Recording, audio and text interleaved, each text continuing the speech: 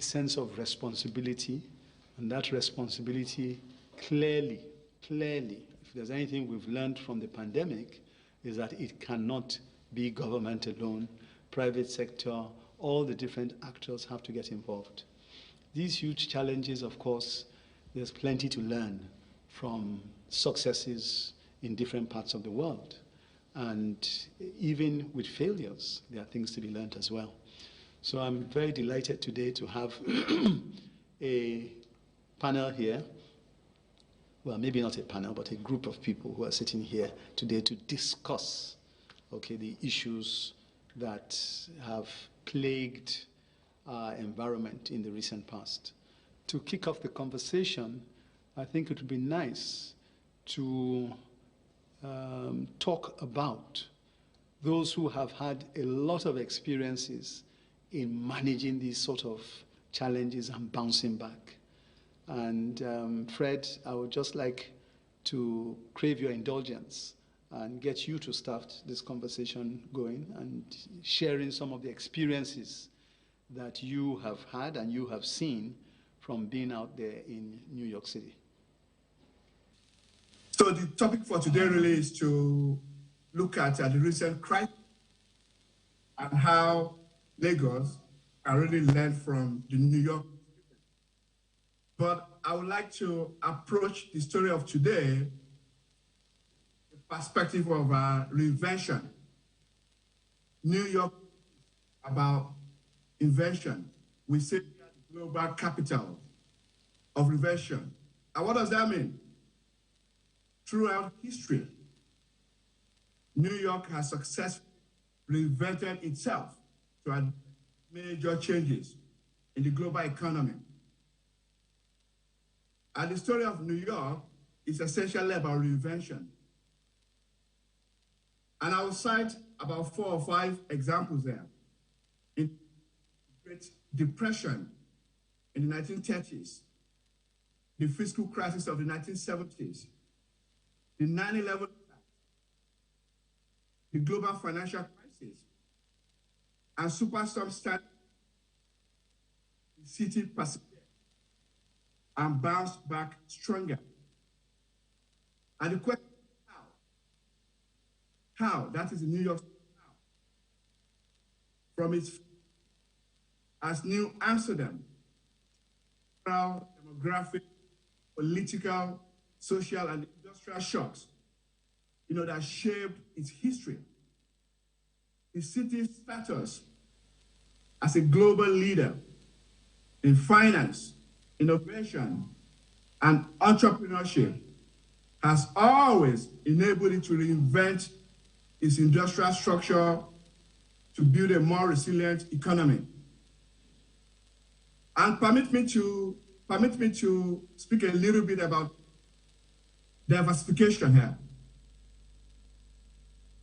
Because at the end of the day, it really comes to being able to effectively tools and strategies, to diversify the economy. And a quick caveat is perhaps in order here. I've given talks a lot about diversification in Nigeria. And so when I'm talking diversification in the Nigerian context, I try as much as possible to avoid using economic diversification because it is one of the most abused slangs in the Nigerian. But I'm happy we are talking in a regional context here. So in the aftermath of the global financial crisis of traditional industries in New York increased pressure. But as I said earlier, as a leader in innovation and entrepreneurship, the city was able to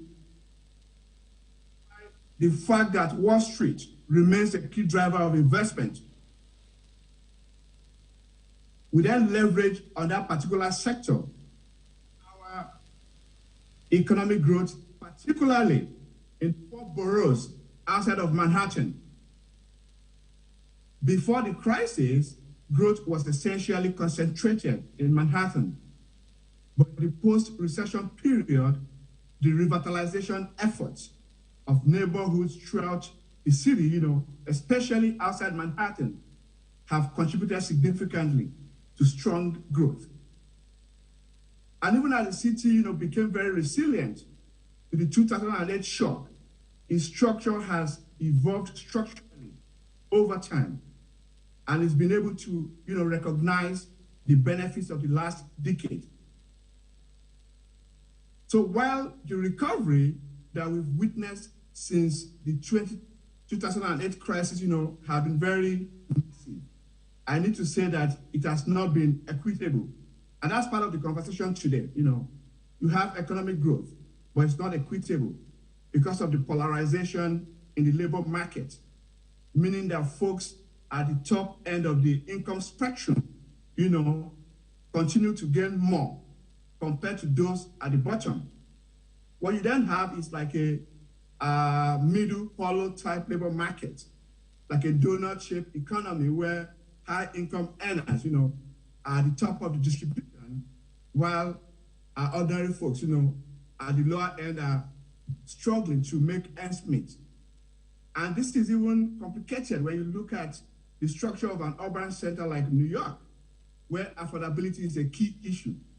And then you talk about commute, So all of these nuances point to one thing, and that's the fact that there are so many lessons that Lagos, can learn from a super city, like New York. The economic development approach in New York is based on the fact that the city's economic strength comes from its diverse set of stakeholders, from domestic and international businesses, academic institutions, community-based organizations, private investors, and the public sector. These stakeholders essentially catalyze growth opportunities in existing and emerging industries in a bid to create good-paying jobs.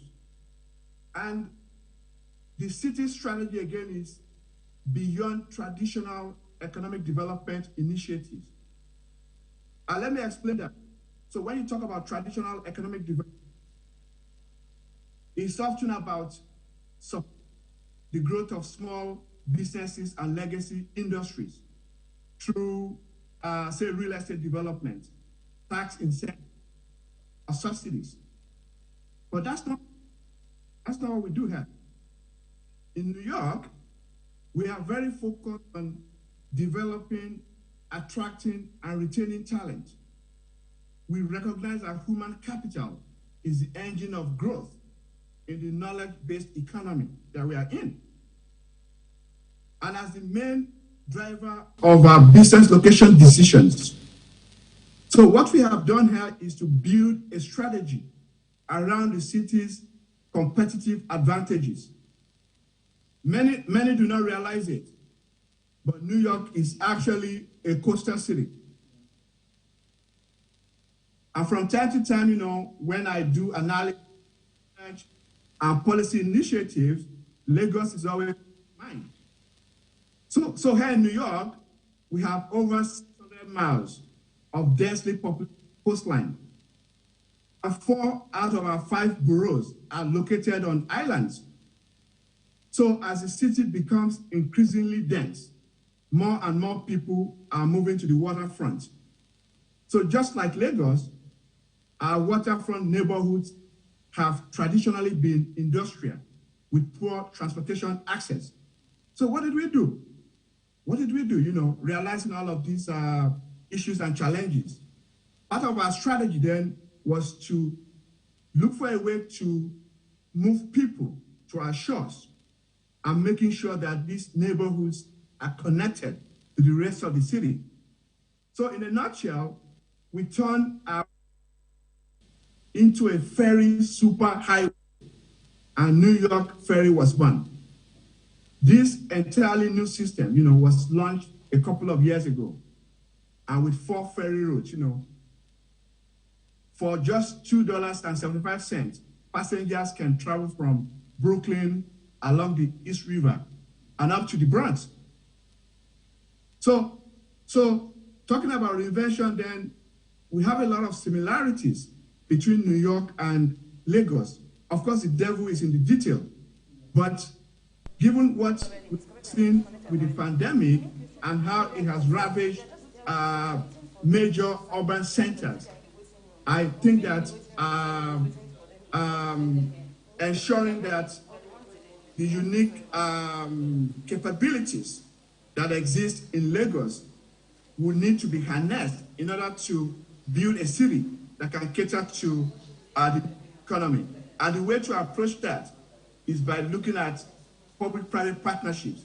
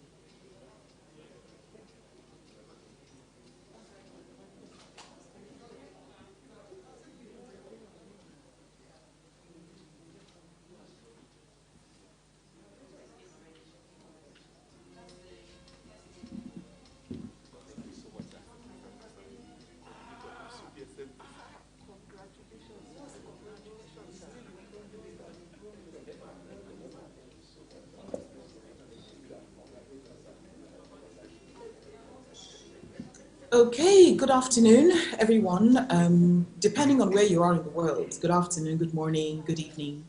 I'm sorry we had some technical challenges with starting the meeting. And I'm just looking across the screen and wanting to make sure that all of our panelists are here. I think we may be waiting for 1 or 2 more persons. And so I crave your indulgence for another 1 to 2 minutes maximum whilst people attempt to rejoin this meeting. Thank you.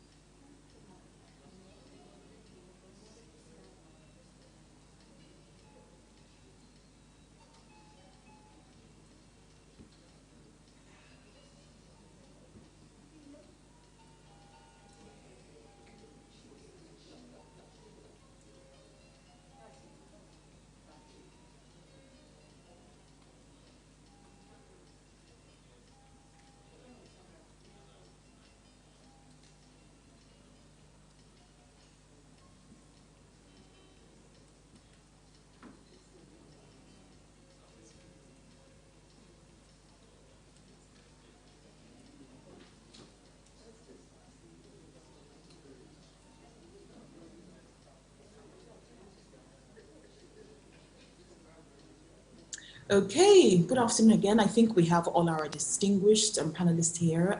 It's been a fascinating conversation. I know that we're slightly behind time, but we'll try and redeem that time during the course of the conversation. So my name is Mo Adifesola Teju. It's my pleasure to moderate this exciting panel discussion, which is titled Reimagining Education, Learning, Unlearning, and Relearning. And I'm joined by a number of panelists here today who are highly distinguished, very well experienced in their own respective fields of endeavor in education, both across the public and the non-state sectors. I would like to, first of all, recognize Mrs. Fawashade Adikisayo, who is the Honorable Commissioner for Education in Lagos State. You're welcome, ma'am. And then Mr. Chinezi, who is the founder of Nova Group of Schools. You're welcome. We also have on today's panel, Professor Lanre Fagbohun, who is the former Vice Chancellor of the Lagos State University, LASU. You're welcome, sir. If you're from the house, we'd love to see you. And Mrs. Bumi Lawson, who is the MD CEO of Edfin Microfinance Bank.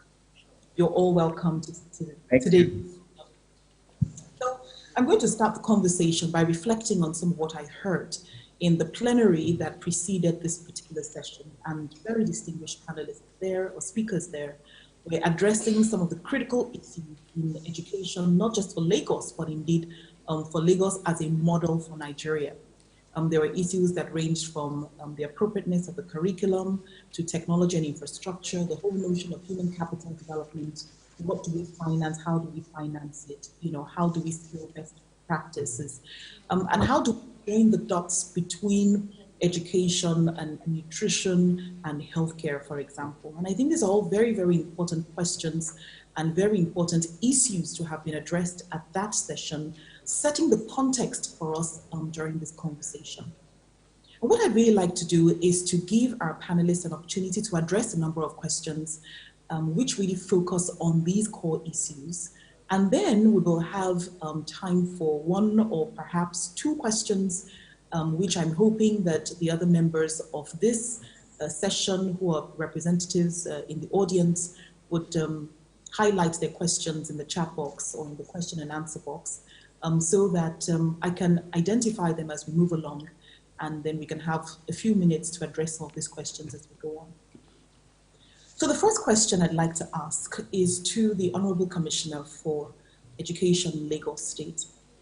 Ma'am, His Excellency, the former Emir, Kano State, had made mention of curriculum appropriate to our development level and trajectory as a city, but more so as a nation. And upon deeper reflection, we do realize that there are significant challenges in how our curriculum is designed, indeed how it is delivered and how it is assessed. Now, I'd like to find out from you, because you did allude to this in those comments, in your own perspective, from your own perspective, is our academic curriculum in Nigeria really designed to prepare us to thrive in this century, the 21st century? And in answering that question, I'd really like you to delve a little bit deeper than we did in the earlier into how it is that Lagos State is reimagining that curriculum in such a way that, you know, your position benefits both children in public schools and in private schools. Thank you very much for the question. Good morning, ladies and gentlemen. Thank you for having me here. Reimagining education, that was quite a serious question. And it's clear that with the present curriculum, honestly, we have to be honest with ourselves. It is definitely not preparing children for the realities of the 21st century or the reality of the life that they are going to live. It is, and it's for so many reasons. It's the content, yes, the subjects that we do, the number of subjects. Sometimes in junior school, doing as many as 18 subjects, which we've compressed into 9 or 10, but it's really the same 18, and I don't think any education system does that to its children. To the way we assess that learning has taken place, focused on summative assessment at the end of a period, hardly any focus on what we call summative assessment, and not formative, that is, as learning is ongoing, are children learning? How do we assess that learning is taking place? So the way we assess learning, the way we teach, there's also teaching. Teaching is highly didactic, a lot of focus on rote learning and memorization, a lot of lectures by teachers, even to very little children. You find that they have minimal instructional and assessment strategies. So all these come together. And at the end of the day, we are providing this educational system. And you know, I was in that other session, and I won't forget what someone said, that we should not optimize obsolescence. What we are doing now is obsolete, and we are just trying to optimize it. When we are tweaking it and doing little things to improve it, we are just tweaking and we are deepening the obsolescent nature of, the obsolete nature of what we're doing. So yes, I totally agree that what we are providing at this point in time is not adequate for any child, no matter their economic status of the economic status of their parents, their gender, where they live, what they want to do in future. It is just not, we are just not graduating students from this system who can hit the ground running and, you know, do well in society. But I don't think we should focus really on, that is a reality. But I think the way we've gone about it in Lagos State is, okay, that is happening. So how do we change the system? What can we do? And we've thought about a number of things. I think first of all was the curriculum, which we did a lot of work on for 1 year. It's not done yet. And we did a lot of work with the private sector, with professional organizations, NGOs, individuals who came out and said, look, I can help with the history curriculum and so on. And now we've insisted that we integrate what we call what the British Council describes as the core skills. That is, every child, apart from the subject learning, we all know children have basic literacy, numeracy. You can teach them the other subjects as well. But there are certain skills. We are turning out children who are not skilled. They're not skilled in these realities. And the skills are not just technical, vocational. Because when people describe it, they say, oh, are you doing garment design? Are you doing plumbing and elect? Those are all important. But you cannot even succeed with those ones because that is just content. How do you apply all these in real life situations? And so we've got to build those skills, which would include things like critical thinking and problem solving, which would include innovation, it would include creativity, it would include digital literacy, appropriate digital literacy, it would include personal leadership, because then they've got to accept that, accept agency. Accept that they are responsible for their own lives, and therefore we've got to give them the skills that will enable them to succeed. So these are some of the things that we've tried to integrate into our curriculum with the help from, honestly, I don't know how many organizations helped us. It's still in the pilot phase, and it's work in progress, and we'll keep working on it. And I think the other major thing I would really like to mention about what we're doing is we are seriously rethinking and thinking about secondary education. At the end of secondary education, what is the point of sending children to school? Isn't it so that eventually they'll become effective members of society? And that's why we think we have to give them the kind of education that will enable them hit the ground running. Give options to every child. Not everybody wants to go to university. Not everybody needs to go. But our educational system is designed in such a way that we end it with WAEC, and after WAEC, what do? You go to university. When you fail WAEC, what do you do? The WAEC, like I always told my students when I was still working in school, is a gatekeeper. That gate is locked against you. Sometimes that's it. But that shouldn't be. And so we are thinking about the possibility, I don't know whether people remember schools like Compro, Birch Freeman, and so on, the old days, who said, look, you are going along. You don't want to go for academic subjects, go for vocational subjects in the same school. And that's because in so many years, we still have just 5 vocational schools. That's clearly not, if you had 50 in this state, there still wouldn't be enough. So why don't we presently just ensure that all our schools are able to provide options to whoever is in the school?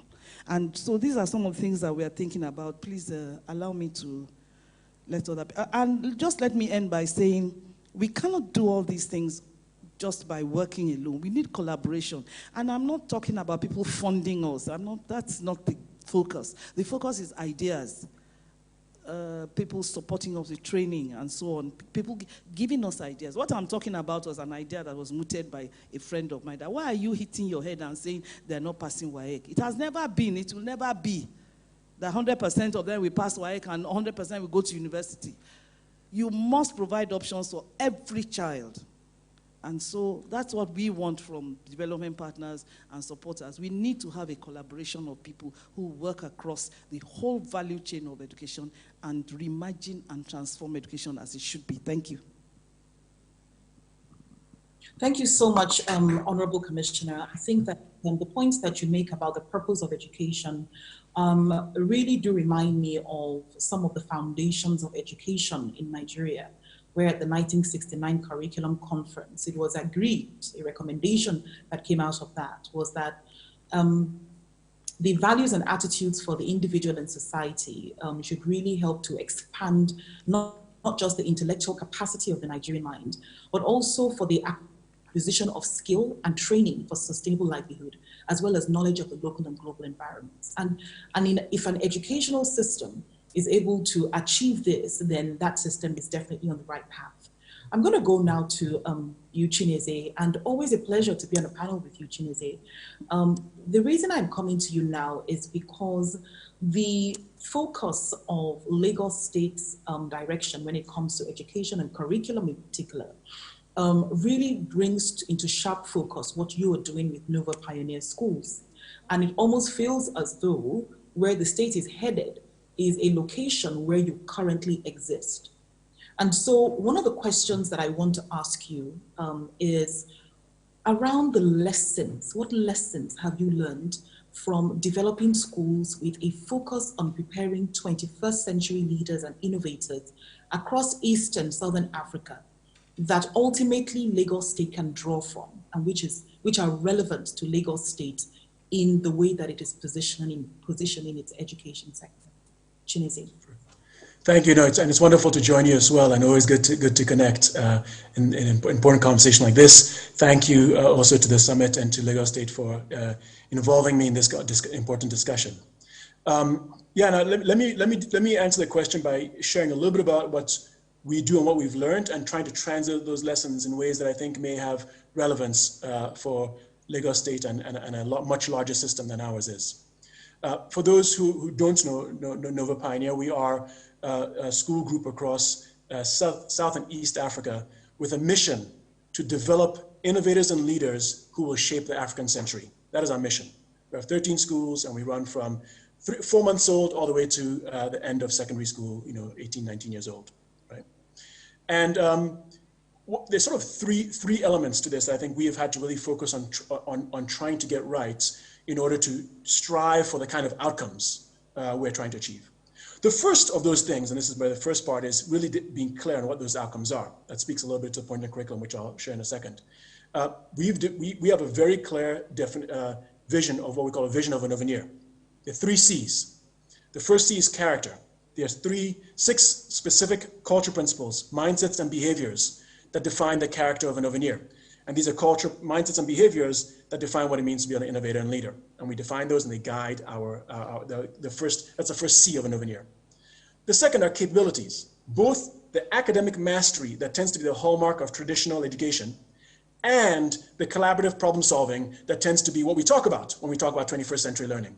Combining both the rigor and the inquiry is critical to developing young people who can shape. And then the third is connection. We talk about connection, local connection, so the solutions our students develop are relevant. Global connection, so they have access to opportunity and to greater platforms of impact. And connection to each other, so they have with peers, so they have authentic relationship and social capital. They're building social capital so they can join with others to turn their ideas into real life impact in the future. That's our outcomes, right? So the first is getting clear on outcomes. The second part, that's actually the easiest part. That is that we can do on a piece of paper, right? We study others, we have discussions, we can have sessions like this, and we can land on a piece of paper. The question is then, how do you make that come alive for students? Students like, I think of Georgia's son, who's just a graduate of our school in one of our schools in southern Johannesburg, who when the Western Cape had a drought a couple of years ago, decided she was going to design and prototype a home desalination plant. She was in grade 10 at the time. And she developed it, she designed it, she developed it, she prototyped it. She ultimately didn't take it to mass production because she couldn't secure the capital, and there were aspects of the learning, things she had to learn from it. But it's exactly that kind of experience. And in my view, curriculum is the 25%. The delivered curriculum you talked about, the pedagogy is the 75%. Shifting practice, how whatever the content of the curriculum is taught. We invest a tremendous amount of that. As teachers receive weekly coaching and development, bi-weekly observation, over 250 hours a year of training to support it. The question that hardly feels scalable to a system So I want to talk a little bit about it, translate that to Lagos in a second. But perhaps the next lesson is perhaps the even harder thing, is if you can't shift outcomes without shifting what happens in the classroom, I don't think you can sustainably shift teaching and learning practices if you can't build and defend a culture that enables that change. It goes away very quickly, it evaporates. And what I mean by culture is, again, the mindsets and behaviors amongst people in the schools and in the system that enable that consistent striving to learn and get better and do things differently. Now, if you have the culture in place in a school or in a couple of schools, that's fantastic. That is 80% of the battle won.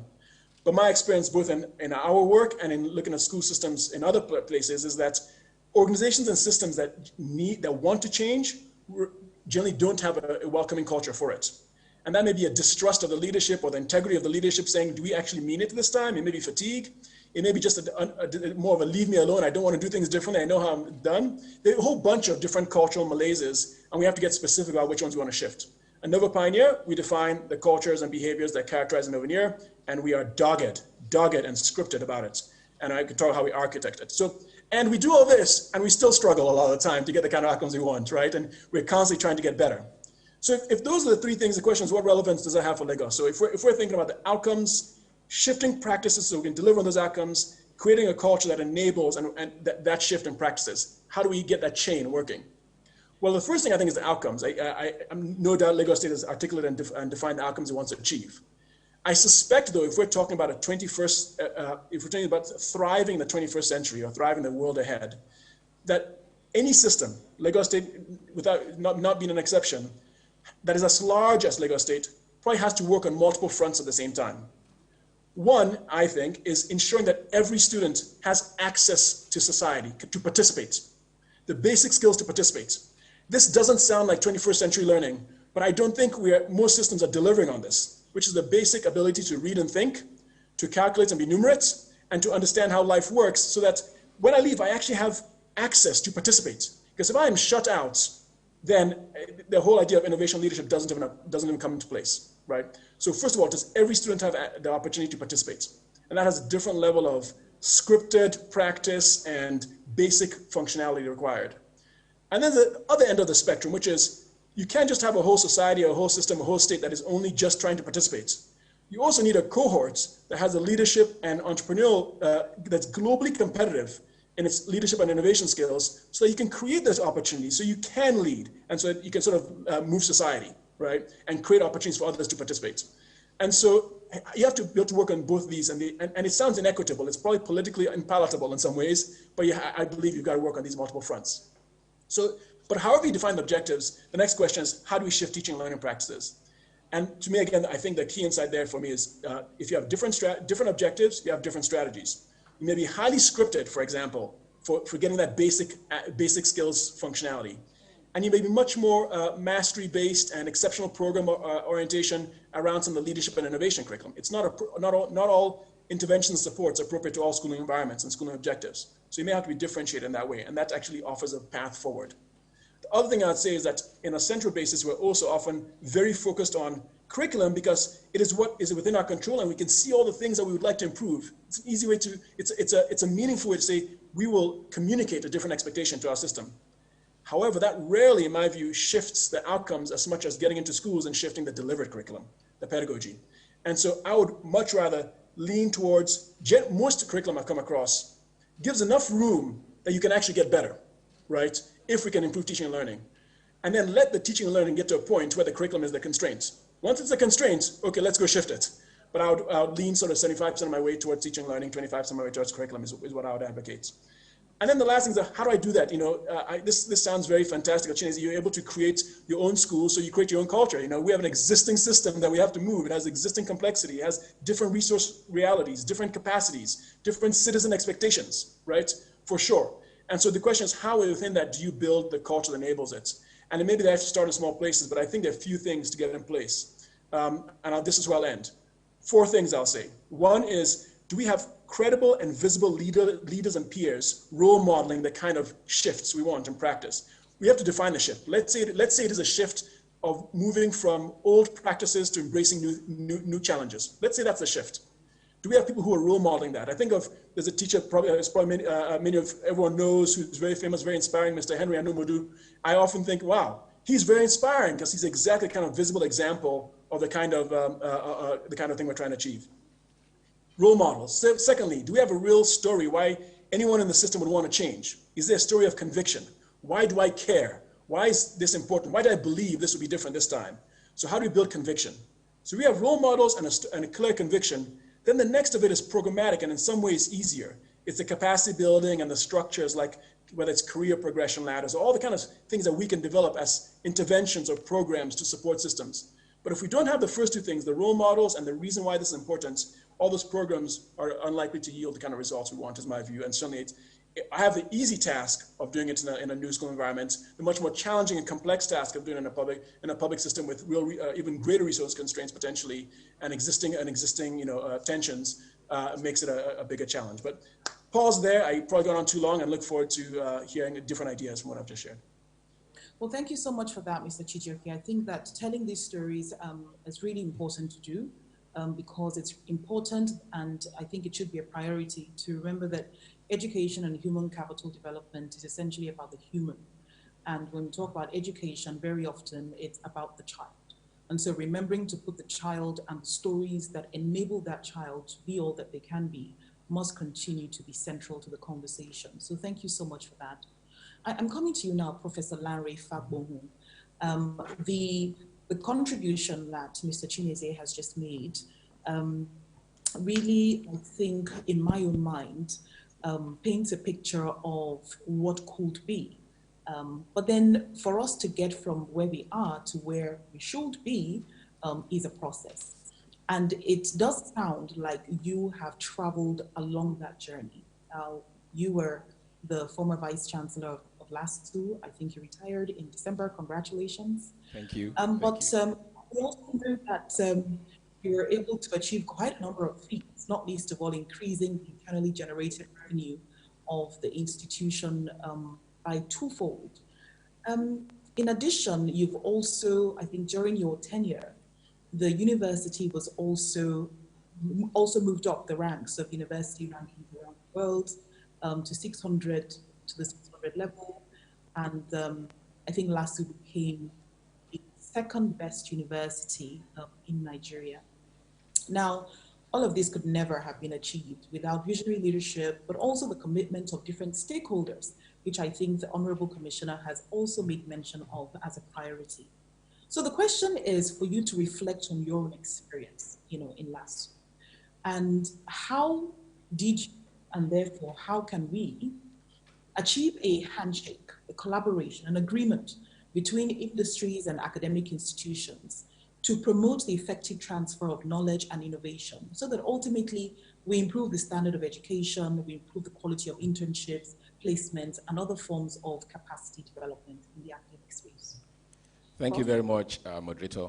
Let me crave your indulgence to thank you for the opportunity of this invite, and then to recognize my bosses while I served as the Vice Chancellor of the Lagos State University, both the Honorable Commissioner for Education and the Special Advisor on Education.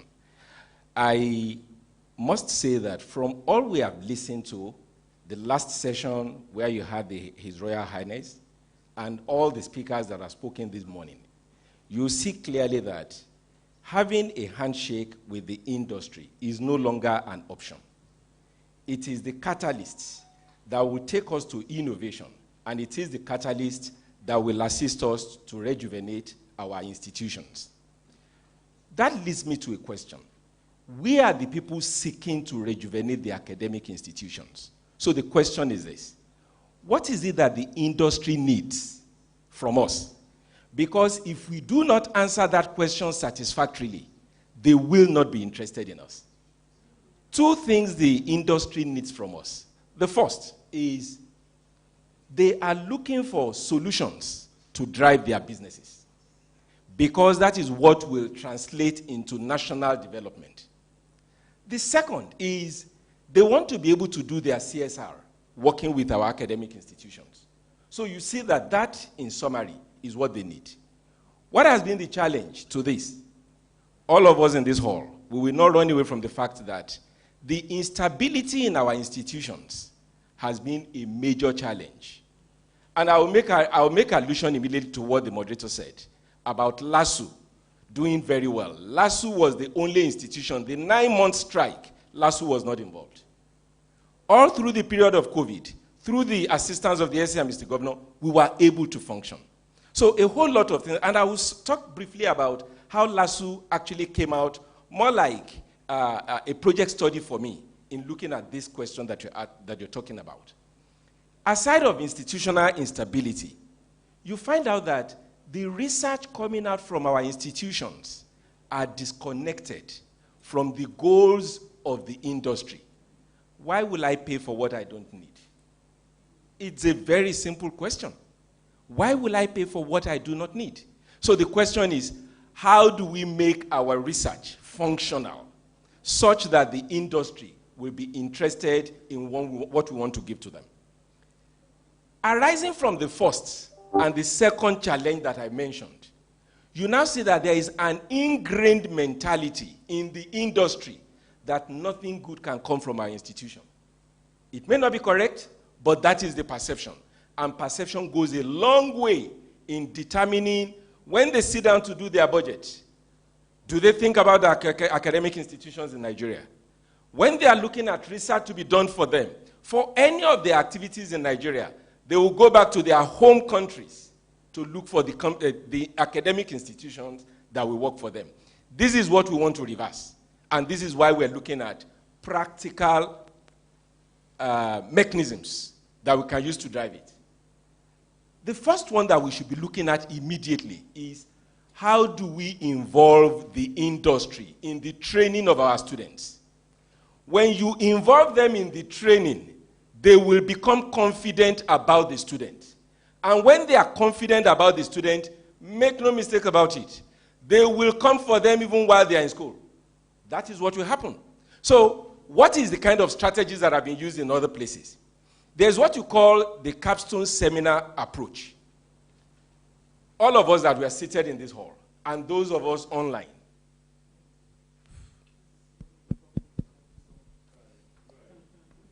I'm not sure they will be able to message this. Oh, it's online. Oh, okay. One of the things that they do in the US, all of us here, as I stated, we did our project, final year project. What happened to them? They are lying somewhere on the shelf, nobody is using anything. If you follow the capstone approach, something Chinedu said that is very instructive. Why do we think it's because it's been done this way? Then we must continue that way. Why can't we change the perspective? Why can't we change the approach? If we find out that industry A or company B are looking for XY solution, why don't we put together cohorts of students? It may not even be students in the same faculty. It may be students in the Faculty of Education, Engineering, and Science that will sit together in a team of 10. They will be the one to think through the process of coming up with a solution. And at the end of the day, they will deliver it. It is being done. So it is not the case that we will be the first to do it. We should not start off like Mongo Park. We should do what people are already doing, tweak it to meet the context of our situation. At the end of the day, that is what is going to serve as their project work. And you don't even, right now, the project that many of our students do, they just go to one of the computer outfits in the university and go and buy something off the shelf. If you don't have turn it in to check what they have done, at the end of the day, there was a day I was going to supervise a PhD project. And I found out that the student didn't know I was the one that would be called. He actually copied my own work that I did in some other places. So at the end of the day, rather than asking students to focus on final year projects that will not achieve anything, let us focus them on critical problems that are facing companies. Another model that is in use, the diplomacy research working labs. And I'm sure the moderator and some of us here would have heard how that operates. It's actually the State Department. The state will look at what are some of the issues that we are facing. Let us consult with our university. They will put a team together. These students can perform better than we were. It is because we are not giving them the lead. If we give them the lead, if we put in the kind of mechanisms that will make them work, they will be happy to run after us. So those are the kind of models that will involve the industry in training our students with us. A second thing that government should be interested in doing, government should be deliberate in supporting industry participants who are focused on assisting in this kind of exercise. If you don't show that you want to support them, if you don't show that you want to give them a leverage, others will not be interested in copying what they are doing. For instance, if you see a company that agrees that I want to build an innovation laboratory in LASU, what support are you going to give that company to be able to do that and function very well? These are the kind of things that we need to do to involve the industry in the training of our students. Another thing that we need to do, there should be regular university, faculty, departmental projects in terms of guest lectures. I am so glad Chinedu talked about models, role models. And the Honorable Commissioner for Education also talked about these kind of things in terms of bringing in distinguished people. When you bring them in to work with our students, it's an opportunity for our students to network. It's an opportunity for our students to learn practical reasoning as opposed to theoretical reasoning. You can imagine a situation where on policy making, SAE walks into a class, or the Honorable Commissioner walks into a class, or the PS, they walk into a class, and they talk about the challenges that they face with the students. They don't need any material. They're just talking about their practical experiences in a hypothetical manner. Students will learn a lot from that, and they will see workable strategies. A man who has never, let me go back to my own field of law, and the SA will bear witness to this. A man who has never prepared pleadings in court, he's teaching pleadings. What are you going to teach? You yourself, you never prepared it. You are going to say according to, and then you have to look at it. As stated by, and you look at it. You will not say, I prepared it, they struck it out, because it offended these provisions of the law. So it is when you infuse this practical orientation into our system, that is when things will begin to work for us. Another thing that we ought to do, and make it a mandatory thing for our institutions, job fairs. Job fairs, including, it must involve the industry. Job fairs must be a critical component. Career fairs must be a critical component of what we do in our institutions. Another thing that we must be talking about is accountability of our institutions. How many of our institutions are publishing annual reports in terms of the activities that they have done? One thing with the industry is, if they don't know how you have spent their money, they are not willing to come and support you again. They want to be sure that they can get value for money. So we must be able to show in our institutions that we can deliver in such a way that they will benefit from. Now, I am going to use LASU as a case study, and I'll just state some facts of what happened. Because getting to number 2, as the moderator rightly noted, getting to number 2 in the country, it was not magic. It was deliberate effort. What were some of the things we did? And we did this within the space of 5 years. So you can imagine if we have a continuation of this for the next 15 years, the next 10 years, the next 15 years, where it will take our academic institutions. Now, for 5 years, we had only 36 hours of crisis. In 5 years, 36 hours of crisis. It was just 1.5 days. Why is it that people were not engaged in crisis? They were busy working. All of these activities that I'm talking about, which I'll mention now, were the things they were doing. So people did not have time for any other thing. They were just busy working around the clock. Now, we established a career development center that partnered with 120 private sector participants.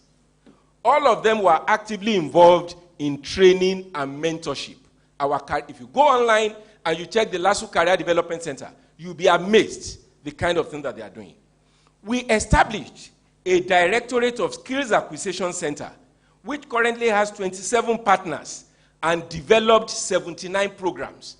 It goes back to what the Honorable Commissioner stated when we were having the earlier session, and what she has also reiterated here, that those students that may not be able to go on with academic activities of becoming a doctor, becoming a lawyer, what are those other things? These are 79 skills programs that we developed using these 27 partners. And these 27 partners are SMEs that we've been working with. You can imagine a situation where government makes it a deliberate policy to involve the industry in the running of its institutions. You can imagine, instead of 27, we'll probably be talking of 527. And that is the kind of thing that will have a trickle-down. And that is the kind of thing that will have a trickle-down effect on our institutions. Those who worked with us to present the research fair and the job fair. They were involved in our, so they wanted to have a research fair with us. They were involved in training of our students, so they were ready to have a job fair with our students. So much so that our students started pitching themselves before these different panels when they came in. Those were the kind of things that we were able to achieve. We published 5 annual reports in 5 years. So the moment you enter a university, if you come in 2017, we'll show you a report for 2016, and we'll let you know do with us now. It's going to be reflected in our 2018 report, such that in 5 years we had 5 annual reports. When the World Bank was going to put us to task, they called us one day and said, they called us around 12 in the afternoon and said, send in your annual report before 4 p.m. of the same day. If we did not have annual report on ground, they will not mark us positive on that index. And that was one of the things that resulted in our getting the Africa Center for Excellence. The Africa Center for Excellence. That was what resulted in our getting it. So you see that there were conscious, deliberate efforts that were taken along the line of what the earlier speakers were also saying. Again, we had 4 university guest lecture series, 200 guest lectures. Because we are doing them deliberately, we are also capturing them. We are capturing them so that we'll be able to say, this is the benchmark, this was where we started from, and this is where we are going. At the end of the day, in terms of my conclusion, I will say that if we want to interface the university with the industry, there must be clear, focused leadership of these institutions. They must know what they are going to do, and the state must be ready to guide them through it. 2, the commitment of the state in the development of credible and durable learning infrastructure is very important, because COVID has exposed all of this. We need to be there using technology to be able to drive a whole lot of these things. There must be consistency of policies at the level of the state. You cannot do this kind of thing and do it for 2 years and stop. The private sector will lose interest. You cannot do it in 3 years and change the position of what you are doing without carrying them along. You engage with them. You sit them down. You let them know this is where we want to go now. We want to have your input into what we are doing. That gives them the confidence that they matter in the scheme of things. Otherwise, if you don't do that, you continue some other things, you leave them in where they were, you cannot get them again, because they will feel that they are just a pawn in the conversation that is ongoing. Another thing is, there must be less interference in the processes, in terms of disciplinary processes of the institutions, in terms of academic admission of students into these institutions. I must doff my cap for the SAE. If you tell him that this student is not somebody you can admit, he will tell you, VC, I will not push on it. If you tell him that this student's cutoff is too low for this course, he will tell you, I'm not pushing on it. Those are the kind of things we need. Non-interference in terms of discipline, non-interference in terms of recruitment of lecturers. Because if you're going to recruit lecturers, and you are putting pressure and saying you must get Mr. B, if the person does not have the competence, I know what the Honorable Commissioner has been going through. I've had conversations with her on a number of occasions. And when you put these people on by way of pressure, you are going to end up having misfits within the system. Those are the kind of, it is doable. It is doable. It just requires our commitment to do it, and at the end of the day, we will be able to achieve it. Thank you very much.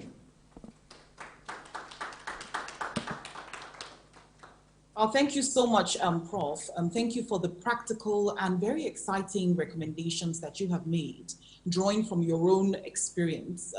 These recommendations will go a long way in improving partnerships between academia and industry, and ultimately making education more responsive, to the needs of society. And as you were speaking, I thought, well, maybe it's time to develop some sort of compendium, which could serve as a manual for establishing tertiary institutions, in Nigeria. Thank you very much for your comments. I'm going to go now to Mrs. Bumi Lawson. Now, Mrs. Lawson, a lot has been said.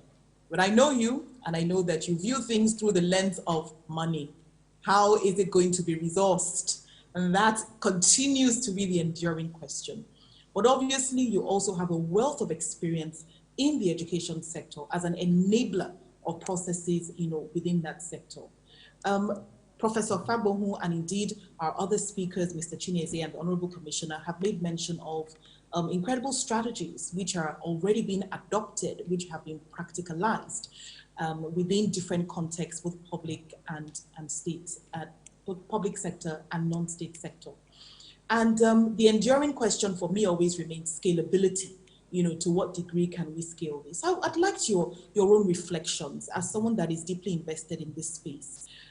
What can be done to improve educational access to educational resources within the context of the state and by extension the country as well?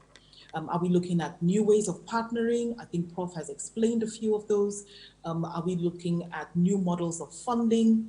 Are we also thinking about how to get technology, to those who cannot access technology easily because of cost constraints?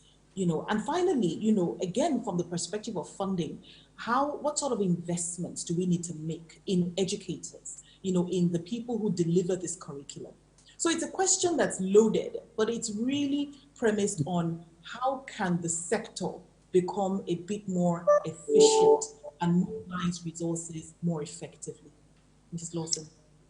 Thank you very much. Thank you very much. Good afternoon, everyone. I want to particularly send my regards to the Honorable Commissioner of Education, Sadiq Sayo, and everyone who is listening to us. Good afternoon. I stand on existing protocol. And that question is very, very loaded. But there are 8 points that I want to discuss, and I hope that in discussing all of that, it would have addressed the question. Now, when you have resources, resources are not unlimited. So I've heard the discussions from the previous speakers who talked about aligning education to the private sector. And I would actually argue that we should align education to the vision and strategy of Lagos State. Let me explain what I mean. Lagos State says it wants to become a smart city, mega city, and it has identified some priority areas that it wants to focus on. Yesterday, I watched all the videos, I listened to the governor speak. What were those areas he talked about? And they were in total 18 areas, 18 areas. So I will start from being a technology hub, arts and culture, food best in class, rice and modern farming techniques, music, and so on and so forth. I mean, the list is a bit long. Even Dangote refinery in Lagos State, airports, all of that. So I would say we need to align our education to ensure that it creates the people that we need to deliver on that vision. To me, I think if there's anything you're going to take from what I'm going to say, that is the number one thing. And I want to align it to what the Honorable Commissioner said about vocational skills. You will find that a lot of these are about vocational skills. What I see in our education is everybody aims to go to university. You then go all the way to that university, training, money spent, and at the end of the day, how do you become a millionaire? I won't say billionaire. You start doing hair wig that you may have done through vocational skills. So why that overemphasis on university? Don't get me wrong that I'm saying university is not needed. I don't want to be crucified by the prof. But health sector, what do we need in our universities? What would support that mega vision that we have, that smart city? That is what we should concentrate on in university. So how do we manage our resources to ensure that it is to narrow down our focus to what is critical for our strategy? That's what I would say. So in university, for instance, I want people to become doctors because we want Lagos State to become the health hub for Nigeria and promote medical tourism. It means if I was running the school or the governor or whatever, I will say, if you want to study medicine, free education all the way to university. But if you now want to study something that's maybe Greek language, you're going to pay through your nose. I don't think we should promise free education for everyone. So we should allocate our resources to the areas of the most critical need. And that's why this University Summit is good, because we are trying to define that. Let us prioritize what we are spending to those areas. All other areas, I'm not sure we should say we are subsidizing, we should give free. Then, how much are we spending on education? UNESCO recommends 26% of total public spending to be on education. Lagos State slightly improved to this 2021 budget to 12.6% on education. It's still less than half the recommended amount. So that's one thing I would say we need to encourage to find a way to increase that education spend to twice that amount. Is it through public-private collaborations? So for every ₦1 government puts down, is there a way to encourage private sector to put down the other naira? So that doubles actually the investment in education. I'm going to come to how we can do that. But one of the things I wanted to emphasize on this, even the 12% we are allocating, is where are we spending it on? Again, I'm going back to our strategy. Where should we be spending our money on? Is it, if we look at the national budget, I don't know, I couldn't analyze Lagos State budget into where are they spending their money in tertiary, primary, or so and so forth. But at the national level, we are spending more than half of the education budget in universities, whereas majority of people are finishing in primary, secondary, vocational. The entire vocational budget at the national level is less than half of one university spend. Yet that's where we need people, that's where we want our youth to have jobs. So that we have now a high level of unemployed youth. They've gone through primary, secondary, some university, and they're not able to get jobs. So vocational skills, we need to increase our investment there. Capital investment in vocational skills, that comes with equipment, that comes with technology. Even if we are invested in vocational skills, maybe we'll be able to set up our own phone manufacturing organizations so that this access to technology that you're saying people don't have, they would now be able to afford a phone. Why is techno that you bring it all the way from China, we can buy it at less than 10,000 naira. Imagine if we had our own factory producing phones, how much we can sell it so that people have more access. Now, how should the private sector fund? First of all, we should make it easy for the private sector to invest in education. I feel sometimes the rules are too many, as if you actually don't want the investment. When you want people to go somewhere, you open the doors wide. When you don't want them to come, that's when you build walls and put barriers. So let us reduce those regulations, the requirements to invest. For instance, universities, I recall a trip I went to in India.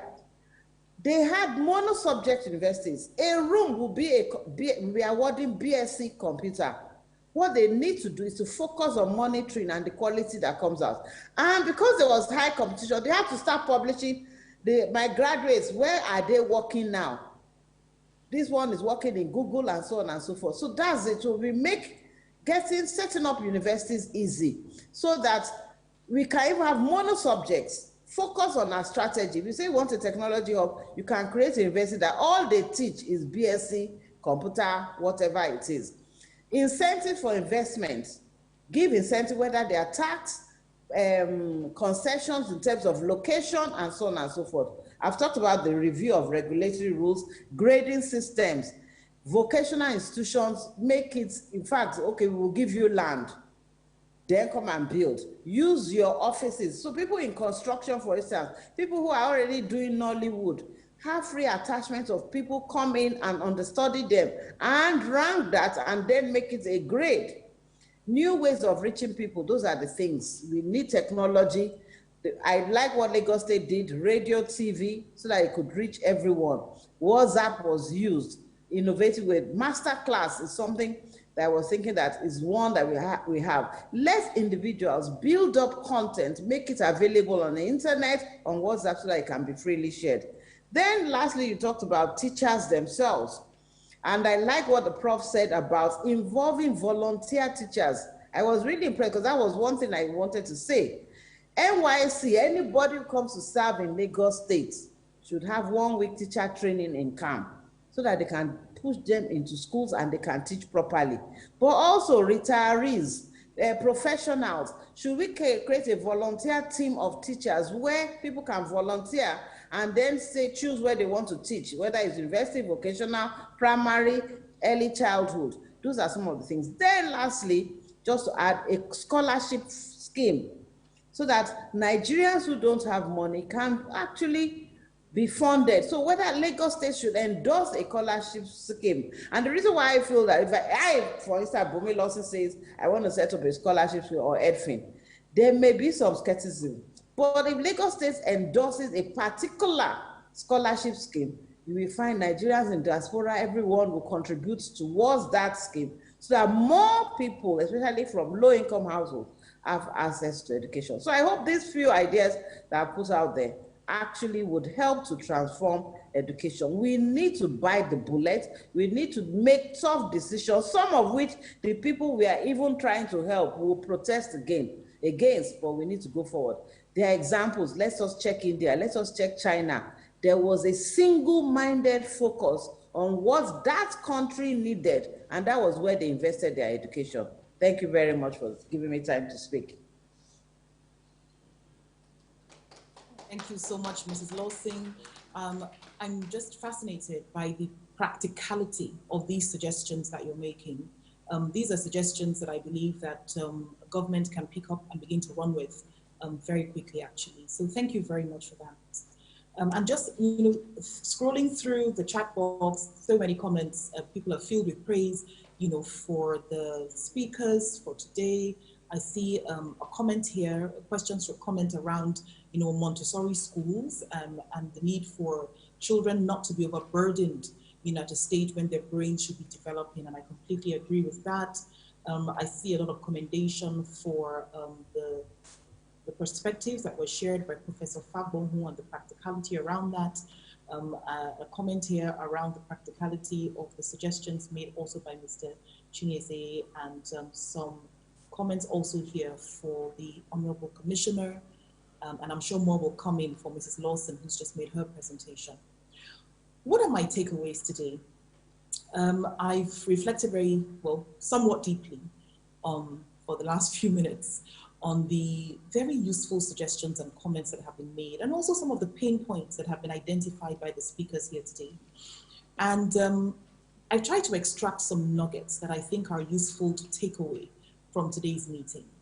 The Honorable Commissioner made mention of the fact that a new curriculum needs to prepare our children for the digital age, for their own contribution to the digital age. But this kind of curriculum really requires the input and ideas from the broader ecosystem. And so collaboration is key.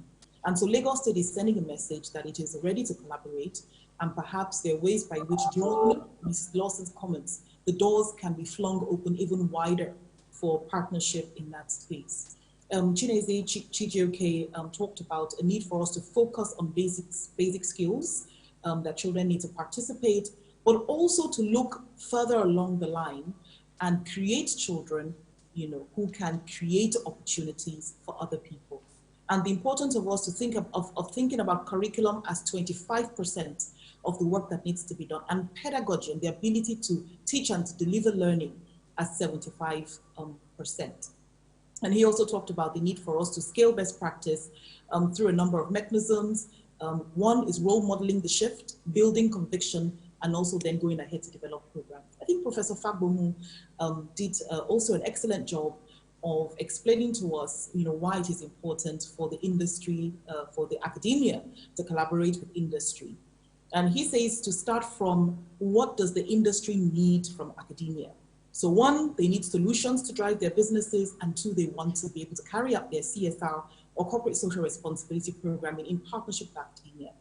And he also identifies the reality that research is disconnected from the goals of industry. And so there's need for us to begin to bring those goals back together. And he has offered some excellent suggestions of how that can be done. And Mrs. Lawson says, financing is finite. So it is important for us to start from the objectives of the state and to manage resources by focusing on the priorities that will support the smart city vision Lagos State. You talked about doubling the budget for education, increasing capital investment in vocational skills, and also opening the doors wider for partners who want to come in from the non-state sector, as well as ways by which we can mobilize the volunteering spirit for education. It's been an absolute delight to moderate this panel. I want to say a huge thank you to our distinguished panelists for their time and also for the richness of the conversation, again, for the practicality, of the nuggets that have come out of today's session. And of course, a big thank you to the organizers of the Ehimbeti Summit. And I wish you a wonderful rest of the day and that you enjoy the rest of the sessions. Thank you so much.